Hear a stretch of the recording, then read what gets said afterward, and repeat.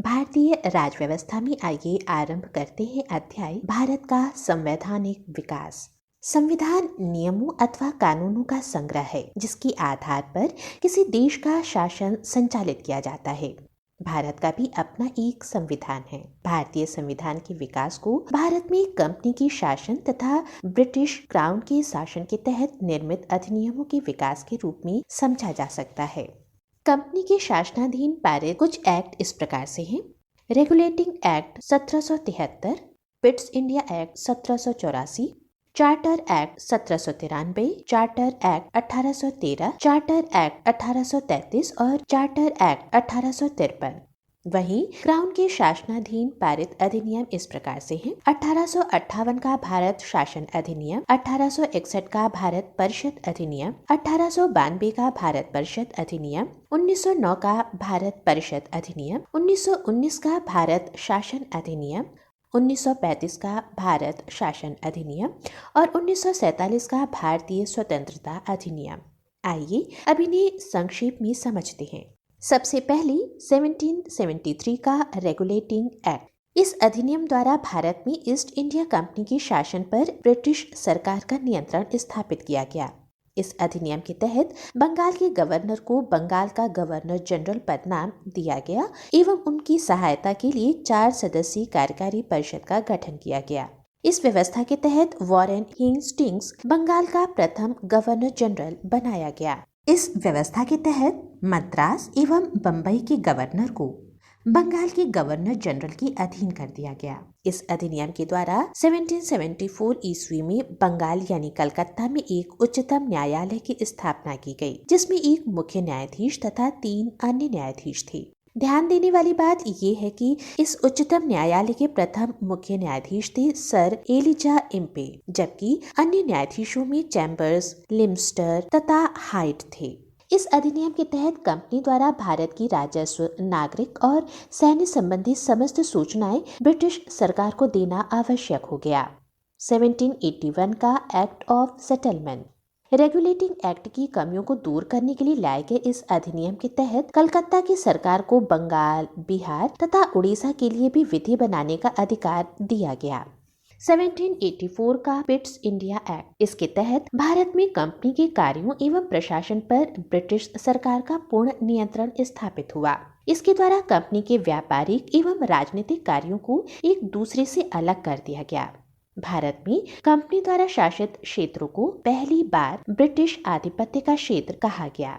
भारत में द्वैध शासन की शुरुआत हुई जो 1858 ईस्वी तक विद्यमान रही। कंपनी के वाणिज्य संबंधी मामलों की देखरेख के लिए निदेशक मंडल को अनुमति मिली, जबकि राजनीतिक मामलों के लिए एक नियंत्रण बोर्ड यानी बोर्ड ऑफ कंट्रोल का गठन किया गया।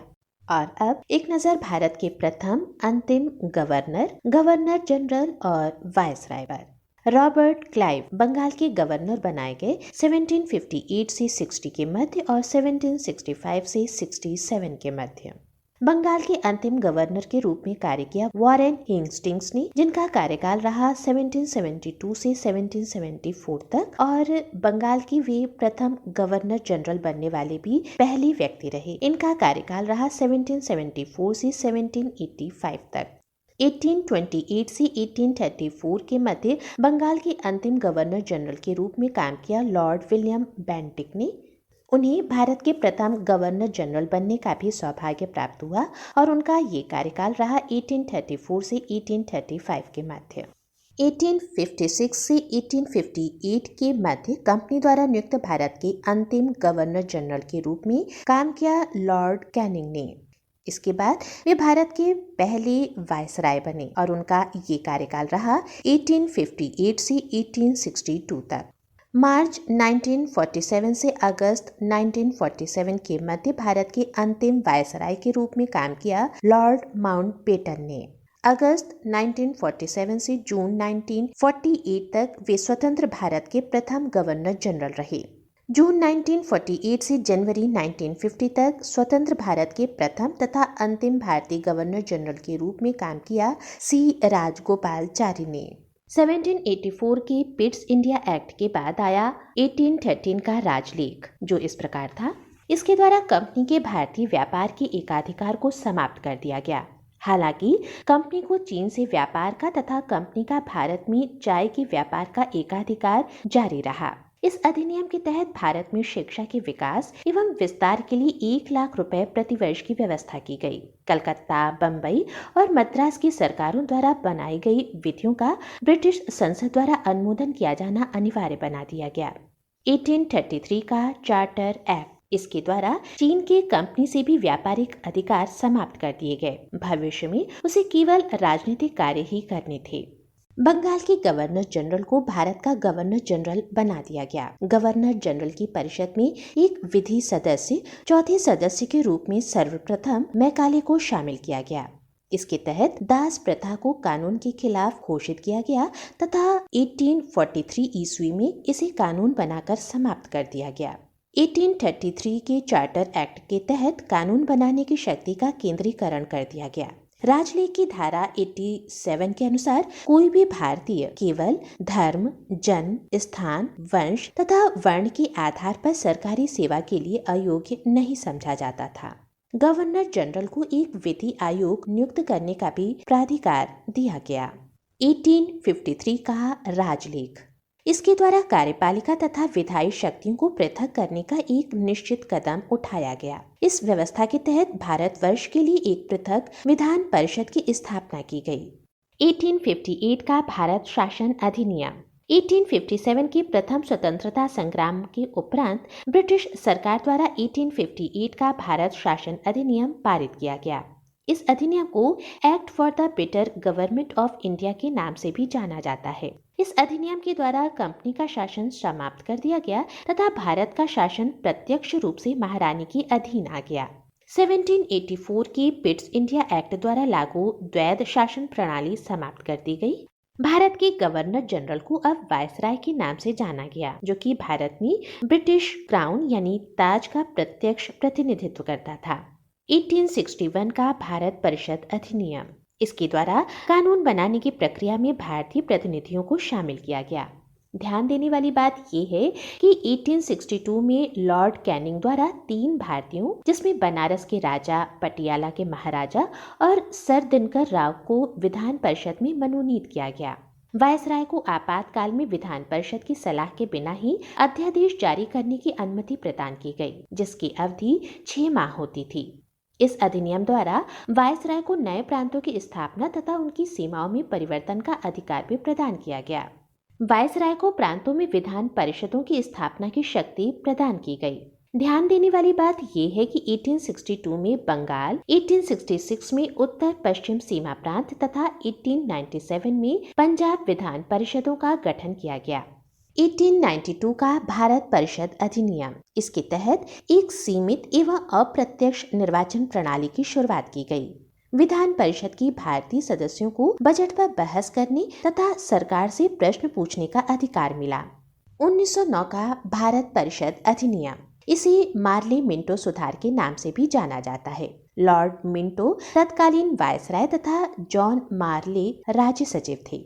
पहली बार किसी भारतीय को वायसराय की कार्यपालिका परिषद से जोड़ने का प्रावधान किया गया। ध्यान देने वाली बात यह है कि सत्येंद्र प्रसाद सिन्हा वायसराय की कार्यपालिका परिषद के प्रथम भारतीय सदस्य बने। इन्हें विधि सदस्य के रूप में शामिल किया गया। इस अधिनियम के द्वारा मुसलमानों के लिए सांप्रदायिक प्रतिनिधित्व तथा अलग निर्वाचन क्षेत्रों की स्थापना की गई। इसने सांप्रदायिकता को वैधानिक रूप प्रदान किया। लॉर्ड मिंटो को सांप्रदायिक निर्वाचन के जनक के रूप में जाना जाता है। 1919 का भारत शासन अधिनियम, इसे मॉन्टेग्यू चैम्सफोर्ड सुधार के नाम से भी जाना जाता है। इस समय मॉन्टेग्यू भारत के राज्य सचिव जबकि चैम्सफोर्ड भारत के वायसराय थे। प्रांतों में आंशिक उत्तरदायी शासन तथा द्वैध शासन की स्थापना की गई। प्रांतों में द्वैध शासन के जनक लियोनिस कार्टिस थे। प्रांतीय विषयों को 2 भागों हस्तांतरित और आरक्षित में बांटा गया। हस्तांतरित विषयों का प्रशासन गवर्नर उन मंत्रियों की सहायता से करता था जो विधान परिषद के प्रति उत्तरदायी थे, जबकि आरक्षित विषयों पर गवर्नर कार्यपालिका परिषद की सहायता से शासन करता था। इस अधिनियम के तहत केंद्र में द्विसदनीय व्यवस्था स्थापित की गई। प्रत्यक्ष निर्वाचन की व्यवस्था प्रारंभ की गई। संपत्ति, कर या शिक्षा के आधार पर सीमित संख्या में लोगों को मताधिकार प्रदान किया गया।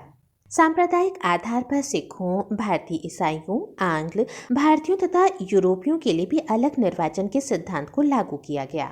इस अधिनियम में एक लोक सेवा आयोग के गठन का प्रावधान किया गया था। ध्यान देने वाली बात यह है कि वर्ष 1926 में ली आयोग की सिफारिश पर केंद्रीय लोक सेवा आयोग का गठन किया गया। एक वैधानिक आयोग के गठन का प्रावधान किया गया, जिसे 10 वर्ष बाद जांच करने के पश्चात अपनी रिपोर्ट प्रस्तुत करना था।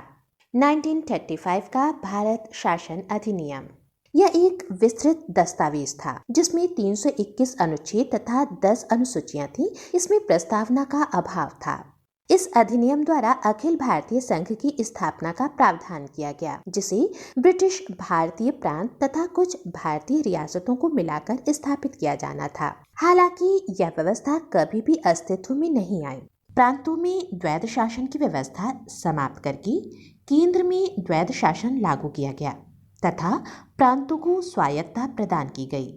कुछ प्रांतों में द्विसदनात्मक व्यवस्था की गई। कुल 11 ब्रिटिश प्रांतों में से 6 प्रांतों बम्बई, मद्रास, बिहार, बंगाल, संयुक्त प्रांत तथा असम में विधान परिषद और विधानसभा की स्थापना हुई। इस अधिनियम के तहत वर्ष 1937 में एक संघीय न्यायालय की स्थापना की गई। इसलिए भारत शासन अधिनियम 1858 द्वारा स्थापित भारत परिषद को समाप्त कर दिया। इस अधिनियम के द्वारा वर्मा को ब्रिटिश भारत से पृथक कर दिया गया तथा 2 नए प्रांत सिंध और उड़ीसा का निर्माण हुआ। देश की मुद्रा और साख पर नियंत्रण के लिए भारतीय रिजर्व बैंक की स्थापना की गई। लगभग 10% जनसंख्या को मताधिकार प्रदान किया गया। एक संघीय लोक सेवा आयोग की स्थापना के प्रावधान के साथ साथ प्रांतीय सेवा आयोग और संयुक्त सेवा आयोग की स्थापना का प्रावधान किया गया। 1947 का भारतीय स्वतंत्रता अधिनियम, इसने भारत में ब्रिटिश राज समाप्त कर अविभाजित भारत का विभाजन कर 2 स्वतंत्र अधिराज्यों भारत तथा पाकिस्तान की स्थापना की। इसने दोनों अधिराज्यों की संविधान सभाओं को अपने देश का संविधान बनाने और उसके लिए किसी भी देश के संविधान को अपनाने की शक्ति दी। दोनों अधिराज्यों को ब्रिटिश राष्ट्रमंडल से अलग होने की स्वतंत्रता थी। इसने 15 अगस्त 1947 से भारतीय रियासतों पर ब्रिटिश संप्रभुता की समाप्ति की भी घोषणा की। भारतीय रियासतों को यह स्वतंत्रता थी कि वे भारत अधिराज्य या पाकिस्तान अधिराज्य के साथ मिल सकती हैं या स्वतंत्र रह सकती हैं। प्रत्येक अधिराज्य की अपना संविधान बनने तक भारत शासन अधिनियम 1935 के तहत ही शासन संचालित किए जाने की व्यवस्था की गई। संविधान का निर्माण 1946 में कैबिनेट मिशन के तहत भारतीय संविधान सभा के गठन का प्रस्ताव किया गया। कैबिनेट मिशन के तहत संविधान सभा के कुल सदस्यों की संख्या 389 प्रस्तावित की गई। इसमें 296 सीटें ब्रिटिश भारत तथा 93 सीटें देसी रियासतों को आवंटित की गई थीं। ब्रिटिश भारत को आवंटित 296 सीटों में से 292 का चयन 11 प्रांतों तथा 4 का चयन मुख्य आयुक्तों के प्रांतों से किया जाना था। सामान्यतः प्रत्येक 10 लाख की जनसंख्या पर एक सीट आवंटित की गई थी। प्रांतों को आवंटित की गई सीटों का निर्धारण 3 समुदायों मुस्लिम, सिख और सामान्य के आधार पर विभाजित किया गया था। संविधान सभा की पहली बैठक 9 दिसंबर 1946 को नई दिल्ली में हुई थी। इस बैठक का मुस्लिम लीग ने बहिष्कार करते हुए अलग पाकिस्तान और अलग संविधान सभा की मांग की। अतः बैठक में केवल 211 सदस्य ही उपस्थित रहे, जो कि कांग्रेस के सदस्य थे। देशी रियासत हैदराबाद ने संविधान सभा की बैठक में भाग नहीं लिया। सबसे वरिष्ठ सदस्य डॉक्टर सच्चिदानंद सिन्हा को संविधान सभा का अस्थायी अध्यक्ष चुना गया। 11 दिसंबर 1946 को डॉक्टर राजेंद्र प्रसाद को संविधान सभा का स्थायी अध्यक्ष चुना गया तथा H.C. मुखर्जी को उपाध्यक्ष तथा B.N. राव को सभा का संवैधानिक सलाहकार नियुक्त किया गया। संविधान सभा में महिला सदस्यों की संख्या 15 थी।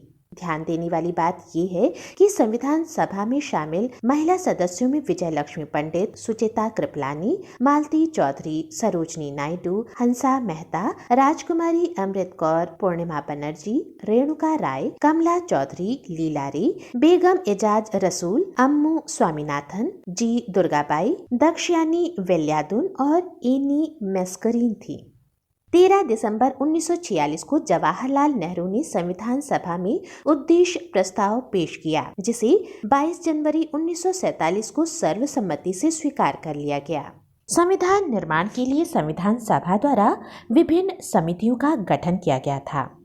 संविधान सभा की प्रमुख समितियां और उनकी अध्यक्ष। संघ शक्ति समिति की अध्यक्षता की जवाहरलाल नेहरू ने। संघीय संविधान समिति की अध्यक्षता भी जवाहरलाल नेहरू ने की। वहीं प्रांतीय संविधान समिति के अध्यक्ष रहे सरदार वल्लभ भाई पटेल। प्रारूप समिति की अध्यक्षता भीमराव अंबेडकर ने की।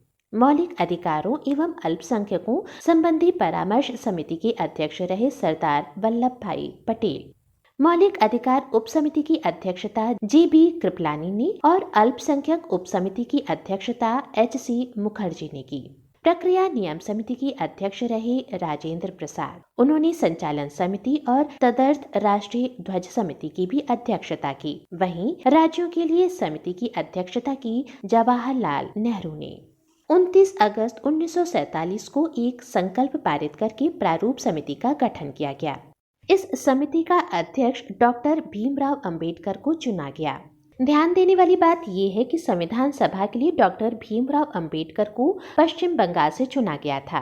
प्रारूप समिति का कार्य संवैधानिक सलाहकार B.N. राव द्वारा तैयार किए गए संविधान के प्रारूप पर विचार विमर्श करना था। प्रारूप समिति ने 21 फरवरी 1948 को संविधान सभा को अपनी रिपोर्ट पेश की। प्रारूप समिति की अध्यक्षता की थी डॉक्टर भीमराव अंबेडकर ने। इसमें कुल 7 सदस्य थे, जिसके अन्य सदस्य इस प्रकार से थे: N. Gopal Swami Ayyangar, Alladi Krishna Swami Ayyar, doctor K.M. Munshi, Syed Mohammad Saadulla, N. Madhav Rao. इन्होंने B.L. मित्र का स्थान लिया, जिन्होंने स्वास्थ्य कारणों से त्यागपत्र दे दिया था। वहीं T.T. कृष्णामाचारी ने 1948 में D.P. खेतान की मृत्यु के बाद उनकी जगह ली। ध्यान देने वाली बात यह है कि संविधान सभा का प्रथम वाचन 4 नवंबर से 9 नवंबर 1948 तक, दूसरा वाचन 15 नवंबर 1948 से 17 अक्टूबर 1949 तक और तीसरा वाचन 14 नवंबर 1949 से 26 नवंबर 1949 तक चला। 26 नवंबर 1949 को संविधान सभा द्वारा संविधान को पारित कर दिया गया।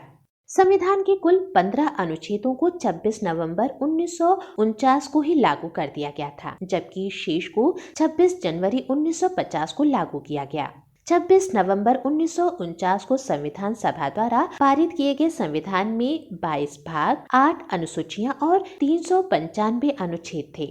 वर्तमान में भारतीय संविधान के 22 भाग, 12 अनुसूचियां तथा 395 अनुच्छेद हैं। 24 जनवरी 1950 को डॉक्टर राजेंद्र प्रसाद को भारत का प्रथम राष्ट्रपति चुना गया। संविधान सभा द्वारा 22 जुलाई 1947 को राष्ट्रीय ध्वज तथा 24 जनवरी 1950 को राष्ट्रीय गीत तथा राष्ट्रगान को अपनाया गया। संविधान सभा द्वारा मई 1949 को राष्ट्रमंडल में भारत की सदस्यता का सत्यापन किया गया। संविधान सभा के कुछ महत्वपूर्ण तथ्य इस प्रकार से हैं। इसकी पहली बैठक 9 दिसंबर 1946 को हुई। इसके अस्थायी अध्यक्ष रहे डॉक्टर सच्चिदानंद सिन्हा और स्थायी अध्यक्ष डॉक्टर राजेंद्र प्रसाद। उपाध्यक्ष रहे H.C. मुखर्जी। संवैधानिक सलाहकार सर B.N. राव। संविधान निर्माण में कुल समय 2 वर्ष 11 माह और 18 दिन का लगा। प्रारूप पर बहस 114 दिन तक चली। संविधान निर्माण में कुल व्यय 63,96,729 रुपए का आया। वहीं इसमें कुल 3 वाचन हुए। संविधान अपनाया गया 26 नवंबर 1949 को और संविधान लागू हुआ 26 जनवरी 1950 को। कैबिनेट मिशन योजना के आधार पर भारत के लिए अंतरिम सरकार का गठन किया गया। 2 सितंबर 1946 को अंतरिम सरकार का गठन किया गया और 26 अक्टूबर 1946 को इसमें मुस्लिम लीग भी शामिल हुई। अंतरिम सरकार में शामिल होने वाले मंत्री और उनको आवंटित मंत्रालय इस प्रकार से हैं। कार्यकारी परिषद के उपाध्यक्ष का कार्य किया जवाहरलाल नेहरू ने। वहीं सरदार वल्लभ भाई पटेल को सूचना एवं प्रसारण तथा गृह मंत्रालय आवंटित हुआ। सी राजगोपालचारी को शिक्षा मंत्रालय, लियाकत अली को वित्त मंत्रालय। वहीं जोगेंद्र नाथ मंडल को विधि मंत्रालय, आसफ अली को रेल, डॉक्टर राजेंद्र प्रसाद को खाद्य एवं कृषि, डॉक्टर CH भाभा को कार्य खनन एवं शक्ति, बलदेव सिंह को रक्षा, आई चुंदरीगर को वाणिज्य, अब्दुल रब नश्तर को संचार, डाक एवं वायु, गजनफर अली खां को स्वास्थ्य और जगजीवन राम को श्रम मंत्रालय आवंटित हुआ। ध्यान देने वाली बात यह है कि लियाकत अली, जोगेंद्र नाथ मंडल, आई चुंदरीगर, अब्दुल रब नश्तर और गजनफर अली खां मुस्लिम लीग के सदस्य थे। रियासतों को सरदार पटेल के नेतृत्व में भारत संघ में शामिल किया गया। हैदराबाद रियासत को पुलिस कार्रवाई के द्वारा, जूनागढ़ रियासत को जनमत संग्रह के आधार पर तथा जम्मू और कश्मीर रियासत को विलय पत्र पर हस्ताक्षर द्वारा भारत में शामिल किया गया। अंतरिम सरकार ने 26 जनवरी 1950 से प्रथम आम चुनाव के बाद बनने वाली सरकार तक कार्य किया।